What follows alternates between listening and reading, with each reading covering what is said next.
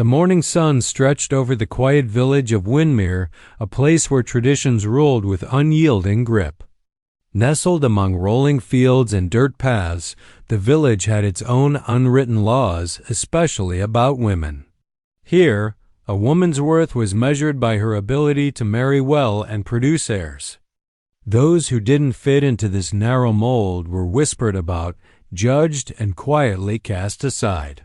Elena, a 23-year-old woman with thoughtful eyes and a gentle spirit, had grown up under the weight of these expectations. Her father was a proud but cold man, more concerned with reputation than affection. Her mother, though kinder, never dared to question the rigid customs of their world. Elena was their only daughter, and from the time she could walk, her life had been mapped out for her. Marry a prosperous man, bear many children, and secure the family's place in the village's hierarchy. For a time, it seemed she would follow this path. When Elena was 19, her parents arranged a match with Daniel, the son of a local mill owner. He was handsome, respected, and ambitious. At first, Elena had dared to dream that this match might lead to a happy life. But after a year-long engagement, something changed. Daniel began to distance himself, less frequent visits, colder conversations. Soon, whispers began to circulate through the village like wildfire. She's barren. The rumors had no foundation. Elena had never even been married, let alone tried to have children. But in Windermere, truth didn't matter, gossip was power. Daniel's family used the rumors as a convenient excuse to break off the engagement without losing face, claiming they wanted healthy heirs. Elena's parents didn't defend her. Instead, they treated her like a failed investment. Her father's disappointment turned to open disdain. Her mother avoided her eyes. Over time, Elena became like a ghost in her own home, present but unwelcome. At family meals, she was often met with silence or cutting remarks about her futureless state. Then, one spring afternoon, a traveling matchmaker arrived in Windermere. He was a shrewd man who specialized in arranging marriages for men living in distant towns or frontier settlements. He carried letters, offers, and dowries, matching women with men who needed wives for practical reasons, household help, companionship, or child-rearing. When Elena's father heard about him, something cold and calculating lit up in his eyes. To him, Elena represented an inconvenience he wanted to rid himself of, and the matchmaker offered the perfect solution. That night, Elena overheard the conversation through the thin walls of their cottage. "She's a burden," her father hissed. "No man here will take her now. But this lumberjack fellow in the northern woods, he's offering coin. She have a roof over her head. It's more than she deserves."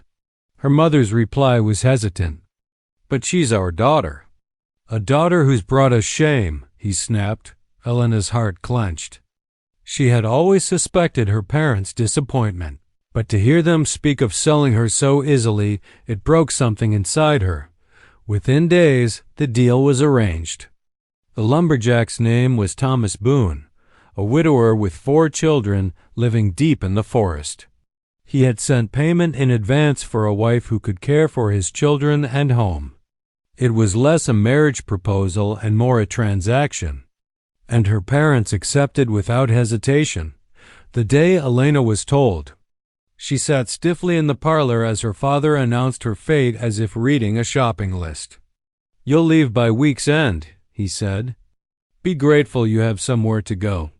Tears burned behind her eyes, but Elena refused to let them fall.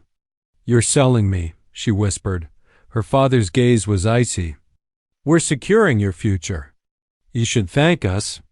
Her mother avoided her eyes, wringing her hands but saying nothing. That silence cut deeper than any insult. When the day of her departure arrived, a gray dawn settled over the village.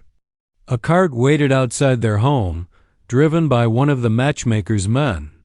Elena packed what little she owned into a small wooden chest, some dresses, a hairbrush, and a locket that had belonged to her grandmother.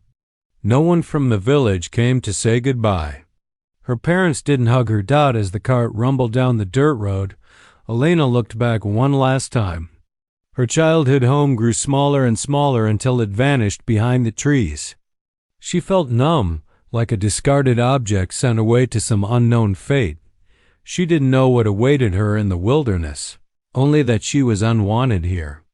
What she didn't realize, however, was that this painful ending was also the beginning of a new story, one she never expected. The journey north felt endless. Elena sat stiffly on the creaking wooden cart as the road changed from dusty village paths to winding forest trails. The air grew cooler, fresher, and heavier with the scent of pine. Towering trees stretched toward the sky like sentinels, swallowing the sunlight. She had never been this far from Windermere before. With each mile, the life she'd known slipped further away. Along with any sense of control over her future. By late afternoon, the cart turned onto a narrow dirt path leading to a clearing surrounded by woods. Smoke curled from the chimney of a large log house with a sturdy porch. Beside it stood a woodshed, stacks of chopped firewood, and a small vegetable garden. Children's boots were scattered on the porch steps, and a wooden swing creaked softly in the breeze. This was her new home. A man emerged from behind the house, carrying an axe over his shoulder. He was tall, broad-shouldered, with a rugged beard and kind but tired eyes. His shirt was rolled up at the sleeves, revealing muscular arms scarred by years of labor. His presence was imposing, but not threatening. This was Thomas Boone, the lumberjack who had purchased her through the Chew matchmaker. He set the axe aside and approached the cart with a measured pace. Elena's heart pounded as their eyes met for the first time. She expected coldness or indifference. After all, this was an arrangement made without her consent. But instead, Thomas gave a small nod, almost respectful. "You must be Elena," he said, his deep voice carrying over the clearing. "Yes," she replied softly, clutching the handle of her wooden chest. "I'm Thomas Boone," he said. "Thank you for coming all this way. It's a long trip." She almost laughed bitterly at the word thank you, but held her tongue. Before she could reply, 4 children peeked out from the porch. They ranged in age from about 4 to 10, 3 boys and 1 girl. Their faces were curious but cautious, their clothes simple and a bit worn. They whispered among themselves, staring at Elena as if she were some exotic bird brought into their world. Thomas gestured toward them. "These are my children, Matthew, Jonah, Sam, and little Lily." Elena offered a small, uncertain smile. "Hello," she said gently. The children didn't answer. Lily hid behind her oldest brother's leg, while Sam crossed his arms defiantly. It was clear they weren't sure what to make of her. Thomas noticed their hesitation inside. "They'll warm up to you. It's been hard since their mother passed." Elena's heart softened slightly. She hadn't known this man long, but in his tone she heard exhaustion and a quiet kind of sadness. She stepped down from the cart and followed him toward the house. Inside, the log cabin was spacious but plain-built for practicality, not beauty. A stone fireplace dominated the main room, its mantel lined with handmade wooden toys. A large table stood at the center, surrounded by mismatched chairs. The air smelled of wood smoke and stew. Thomas led her to a small bedroom at the back. "This will be yours," he said. "We don't expect anything fancy. I know this arrangement isn't normal. I didn't ask for a wife for romance. I need help raising the children and keeping the house in order. If that's something you can manage, then we'll get along fine." Elena swallowed hard. There was no pretense here, no false promises. His words were practical, even blunt, but they carried a strange kind of honesty. She nodded. "I understand." That first evening was awkward. Elena helped set the table, but the children watched her with suspicious eyes. Matthew, the eldest, tested her patience by ignoring her instructions. Sam pushed away the stew she served. Lily wouldn't speak at all. Thomas intervened only when absolutely necessary, letting her find her own rhythm with the children. After supper, Thomas lit a lantern and sat at the table, sharpening his tools in silence. Elena cleaned the kitchen slowly, taking in every detail of this new life.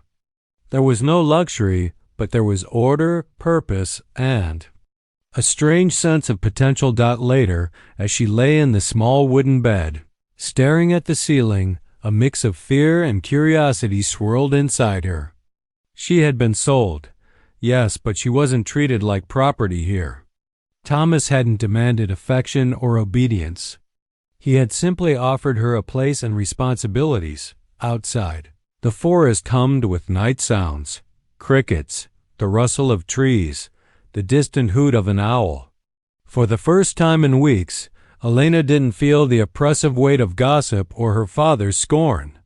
She felt uncertain, but strangely free. She didn't know it yet, but this log house in the woods would become the stage for the greatest transformation of her life. The days that followed Elena's arrival were marked by a quiet, uneasy rhythm. The forest cabin was alive with the noise of children, the creak of wood, and the hum of daily chores, but emotionally, a wall stood between Elena and the Boone family. The children, still grieving the loss of their mother, regarded Elena as an intruder. Matthew, the oldest at 10, acted as a self-appointed guardian, watching her every move with suspicion. Jonah and Sam, mischievous and restless, alternated between ignoring her and testing her patience. Little Lily, the youngest, hid behind her siblings whenever Elena came near, her wide eyes filled with both curiosity and fear. Thomas remained kind but distant. His days were spent working long hours in the forest, chopping and hauling lumber, leaving Elena alone with the children most of the time. She had to learn to manage both the household and her uneasy relationship with the 4 little souls under its roof. At first, Elena tried to impose gentle structure. She cleaned, cooked, and tended to small repairs around the house, quietly taking over responsibilities that had clearly fallen behind since their mother's death. She swept the floors daily, stitched worn clothes, and started waking up early to prepare warm breakfasts. The children noticed these efforts, even if they didn't say so. Matthew began silently setting out the bowls in the morning before she asked. Sam and Jonah stopped pretending not to hear her when she called them for meals. Lily occasionally peeked out from behind chairs to watch Elena knead bread, but the real shift began with small moments of connection. One afternoon, while Thomas worked in the woods, Elena found Jonah struggling to fix a broken toy horse his father had carved. The leg had snapped clean off. Instead of scolding him for breaking it, she knelt beside him and gently took the toy. "My grandfather taught me how to fix wood," she said softly. "May I?" Jonah hesitated, then nodded. She heated a small amount of glue near the hearth and carefully pressed the pieces together, holding them until they stuck firmly. When she handed the horse back, Jonah's eyes widened with quiet awe.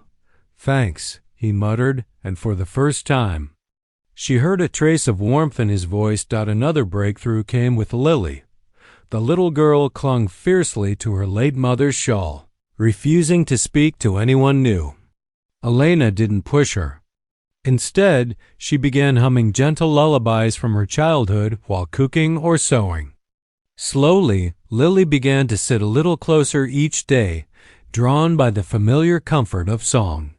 One evening, while Elena mended a tear in Lily's shawl, the girl climbed silently into her lap, curling against her as though it were the most natural thing in the world. Elena didn't say a word. She simply held her. These moments stitched small threads of trust between them, fragile, but real. Then came the night that changed everything. A violent storm swept through the forest, rattling the windows and shaking the roof. The children grew restless and anxious.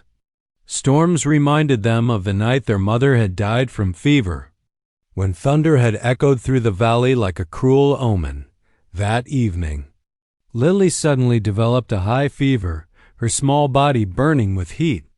Thomas was still in the woods, unable to return quickly through the storm. Panic rippled through the house. Matthew paced, Sam cried, and Jonah hovered helplessly by Lily's bed. Elena took charge instinctively. She soaked cloths in cool water and laid them on Lily's forehead. She brewed herbal tea from the dried leaves stored in the pantry, something her grandmother had once used for fevers. She comforted the boys, calming their fear with firm but gentle words. Hours passed. Rain battered the roof. Lightning cracked across the sky. Elena stayed by Lily's bedside, wiping her sweat, whispering soft songs to soothe her. The girl whimpered and clutched Elena's hand tightly, refusing to let go. When Thomas finally burst through the door, soaked to the bone, he froze at the sight. Elena sitting beside Lily's bed. Exhaustion etched on her face, but eyes steady. The boys gathered around her, trusting her completely in this moment of crisis. "She's stable," Elena said quietly. "The fever's breaking." Thomas knelt beside his daughter, relief washing over his rugged features. His eyes met Elena's, and for the first time there was something more than politeness in his gaze. It was gratitude, respect, perhaps even the first flicker of something deeper. The next morning, Lily awoke weak but smiling. She reached for Elena's hand, whispering, "Stay." The children's behavior changed after that night. They followed her instructions without argument. They sought her out for comfort and advice. Even Matthew began to consult her about chores and plans. Acknowledging her as part of their family's daily rhythm, Elena didn't realize it immediately, but that stormy night had sealed her place in their lives. Not as an outsider, not as a paid caretaker, but as someone who truly cared and who they trusted in return. For weeks after the storm, life at the Boone cabin settled into a comfortable rhythm that Elena had never known before. Each morning, Thomas rose early to work in the forest, while Elena and the children tended to the house and garden. Laughter began to replace silence, and the children's playful shouts echoed through the clearing like music. Elena found herself smiling more often, caught off guard by the quiet joy that had bloomed in her new life. But peace, like the forest in winter, can be fragile. The past has a way of finding those who try to outrun it. One chilly afternoon, Thomas returned from the lumberyard with a furrowed brow. "Two strangers came by the mill asking about us," he told Elena as they stacked firewood together. "Said they were looking for a woman named Elena Cartwright." Her heart stuttered. She hadn't heard her family name in months. "Did they say who they were?" "Didn't give names," Thomas replied. "But they looked like they came from town, not these parts. Weren't friendly." A cold dread crept up her spine. She knew who it must be. Her older brother Peter and her former fiancé Daniel. She had imagined that once she was sold off, they would forget about her entirely, but clearly, that wasn't the case. Her suspicions were confirmed 2 days later when a wagon pulled into the clearing. Thomas was chopping wood out front. The children were playing by the porch. Elena was gathering laundry when she heard the sound of wheels crunching over gravel. Peter jumped down, first broad-shouldered, with the same cold eyes as their father. Daniel followed, dressed finely, his expression smug and cruelly familiar. "Elena!" Peter called sharply, as if summoning a servant. She froze. A rush of conflicting emotions flooded her: fear, anger, shame. For a moment, she was that powerless daughter again, the one who'd been treated like property. But this time, things were different. She wasn't standing alone on her father's land. She was on her home's porch. Thomas stepped forward instinctively, placing himself between her and the wagon. His presence was calm but unmistakably protective. "Who are you, and what business do you have here?" he asked firmly. "We're her family," Peter replied. looking Thomas up and down with thinly veiled contempt. "And we've come to settle a matter that was left unresolved." Daniel smirked. "You've done well for yourself, Elena, living out here like some wild woman. But this arrangement wasn't exactly legal. We've decided we want compensation." Thomas's eyes narrowed. "Compensation?" Peter crossed his arms. "We made a deal through a matchmaker, but the amount you sent doesn't reflect what my sister's worth. We're here to collect the difference or take her back." Elena's stomach churned. They didn't come because they cared. They came for money, before Thomas could reply. Elena stepped forward, surprising even herself. Her voice trembled at first but grew steadier with each word. "I am not a debt to be collected. You sold me. You left me here without a word.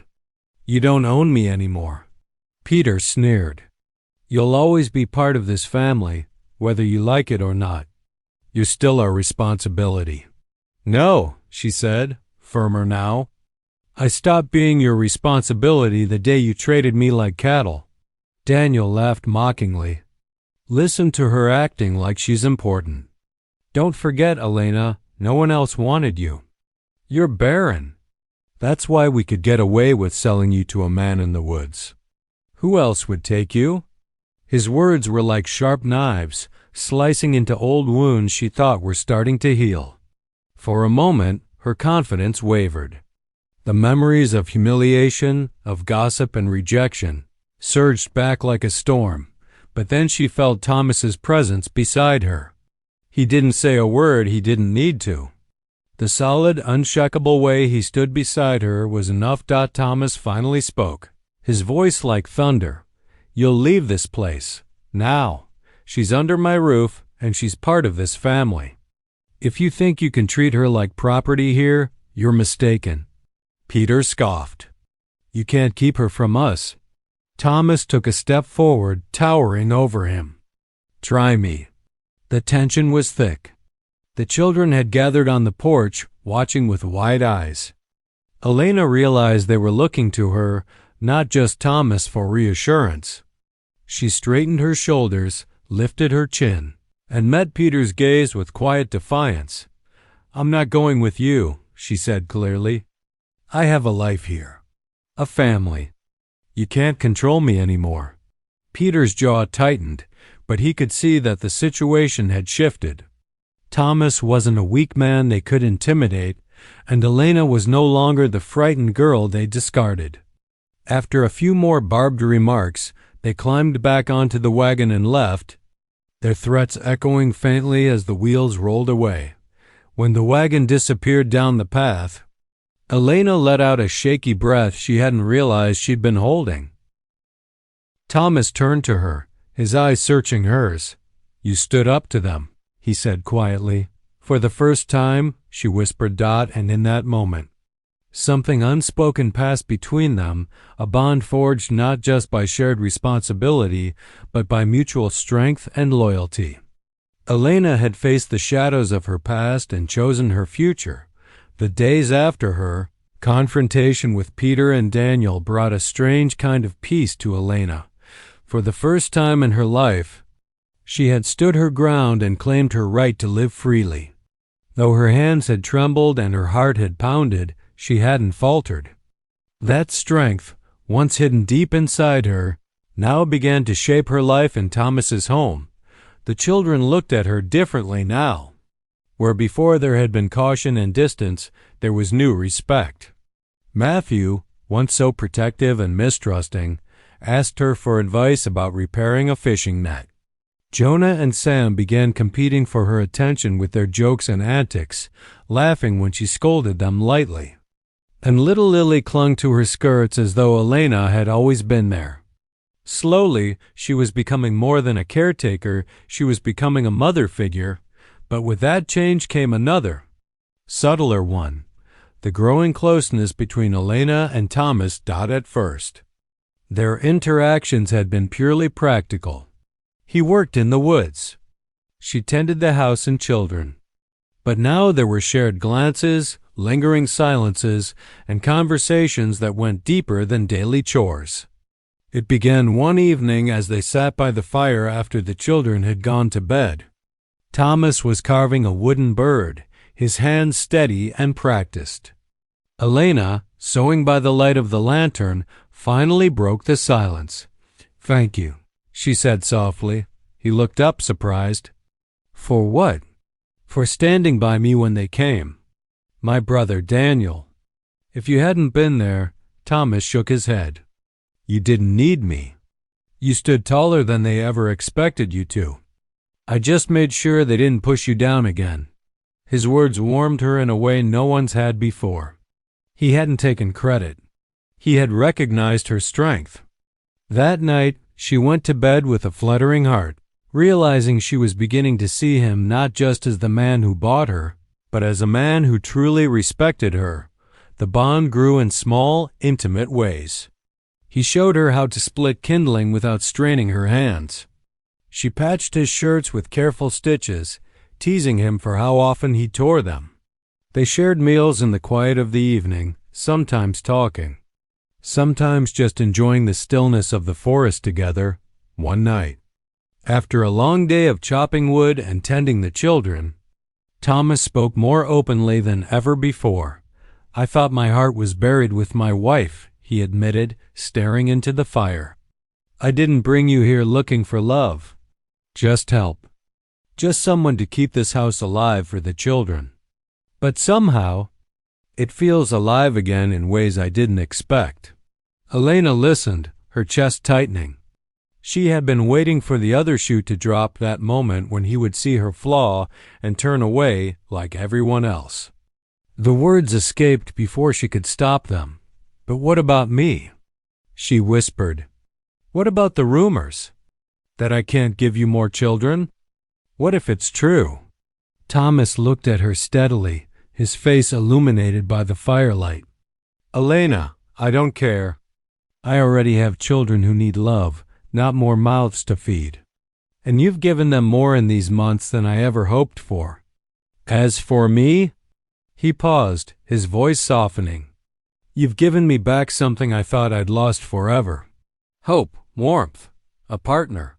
Tears pricked at Elena's eyes. No man had ever spoken to her that way. She had been measured only by her supposed ability to bear children, never by the kindness of her heart or the depth of her spirit. But Thomas saw her, truly saw her. From then on, their relationship deepened. They walked together through the woods, his steady presence beside her a comfort. They laughed at the children's mischief, shared stories of their pasts, and began to build a vision of a future together. It wasn't a romance of grand gestures or declarations. It was quiet, steady, and real. One evening, as they tucked the children into bed, Lily tugged at Elena's sleeve. "Mama," she said sleepily, not even realizing the word had slipped out. Elena's breath caught. She looked at Thomas, expecting him to correct the child. Instead, he only smiled faintly, his eyes soft with unspoken emotion. Later, as they stood together on the porch, watching the stars, Thomas reached for her hand. His calloused fingers wrapped around hers with surprising gentleness. "You belong here," he said simply. For Elena, those words meant more than any declaration of love. She had been cast out, abandoned, and sold. But here, in the quiet forest with a scarred man and 4 children who now called her their own, she had found what she thought was impossible. Love in the unlikeliest of places. Spring came softly to the forest, carrying with it the scent of pine, the songs of returning birds, and a feeling of renewal that Elena had never experienced before. The snow melted from the roofs, streams gurgled through the woods, and sunlight poured through the canopy, brightening the once somber cabin. With the change of seasons came a quiet transformation within the household, too, one that had been building for months. Elena had fully become the heart of the home. The cabin, once cold and silent, now echoed with children's laughter and the gentle hum of domestic life. She had found her rhythm in the wilderness, waking early to cook hearty breakfasts, tending the garden with Lily and keeping the boys in line when their mischief got out of hand. Her hands bore the marks of hard work, but they were steady and capable, shaping a new life she had once thought impossible. The children had grown deeply attached to her. Matthew often sought her opinion before making decisions, a sign of the respect she had earned. Jonah and Sam followed her around, eager to help with chores just to stay near her. And little Lily refused to sleep unless Elena tucked her in. They didn't see her as a stranger anymore, they saw her as family. Thomas, too, had changed. The heavy sadness that once lingered in his eyes had softened. His smiles came easier now, his laughter deeper. He often returned from the forest earlier than before, just to share an evening meal with her and the children. He had stopped referring to the cabin as my home and instead called it our home. One evening, as the family gathered around the dinner table, Thomas cleared his throat nervously. "I've been thinking," he began, glancing at Elena. "It's time we make this family official." Elena blinked in surprise, her fork pausing mid-her. He continued, his voice steady but warm. "When you came here, Elena, none of us knew what the future would hold. But you've given these children a mother's love. You've given this home warmth again. I can't imagine our lives without you. I don't want to." The children cheered, not fully understanding the weight of his words, but thrilled by the idea of something joyful happening. Elena's heart swelled and tears filled her eyes, not of sadness, but of overwhelming gratitude and disbelief. She had been sold like property, discarded by her own blood. And now this man was asking her not as a bargain, but from the heart. A few weeks later, on a clear spring morning, a simple forest ceremony took place. Neighbors from nearby cabins gathered, bringing flowers, baked goods, and warm smiles. The children wore their best clothes, their faces shining with excitement.